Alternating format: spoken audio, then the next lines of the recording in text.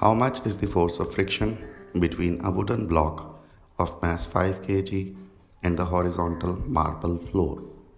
The coefficient of friction between wood and the marble floor is 0.6.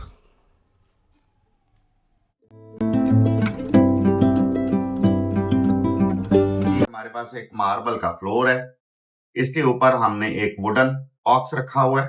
This is the wooden block, पड़ा हुआ है ये marble floor के ऊपर। हमें इसको मूव करवाना है इसके ऊपर, और ड्यूरिंग इट्स मूवमेंट हमें फाइंड आउट करना है इस मार्बल फ्लोर और इस वुडन बॉक्स के सर्फेसेस के दरमियान यहां पर कितनी फ्रिक्शन क्रिएट होगी। So this is the question, how much is the force of friction, यानी हमें इन अदर वर्ड्स हमें force of friction find out करनी है। आप यूं कह लो F हमें फाइंड आउट करना है। So how much is the force of friction between wooden block of mass 5 kg, wooden block है और इसका mass है 5 kg. The coefficient of friction between wood and the marble is point या 0.6. wood और marble के दरमियान coefficient of friction जो है वो 0.6 है। इसे हम म्यू से डिनोट करते हैं।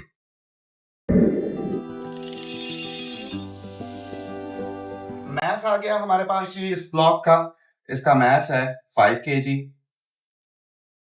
हम किसी बॉडी को किसी सरफेस के ऊपर रखते हैं तो उस बॉडी का वेट डाउनवर्ड एक्ट करता है। ठीक है। वेट डाउनवर्ड एक्ट करने की वजह से इस बॉडी पर एक रिएक्शन क्रिएट होता है, और उस रिएक्शन को वो वेट के ऑपोजिट होता है, और उसको हम नॉर्मल रिएक्शन या FN से डिनोट करते हैं। We call it normal reaction और FN। और ये क्रिएट कैसे हुआ है, ये नॉर्मल रिएक्शन क्यों क्रिएट हुआ है? कि according to third law of Newton, any force apply होगी तो उसका एक रिएक्शन भी क्रिएट होगा। सो ये एक्शन है बॉडी का weight which is acting downward on the floor, ये एक्शन है, जबकि फ्लोर उसको अपवर्ड पुश करता है, that is called the normal reaction. अच्छा, कोएफिशिएंट ऑफ फ्रिक्शन होता है, इट हैज नो यूनिट। ठीक है, इट हैज नो यूनिट।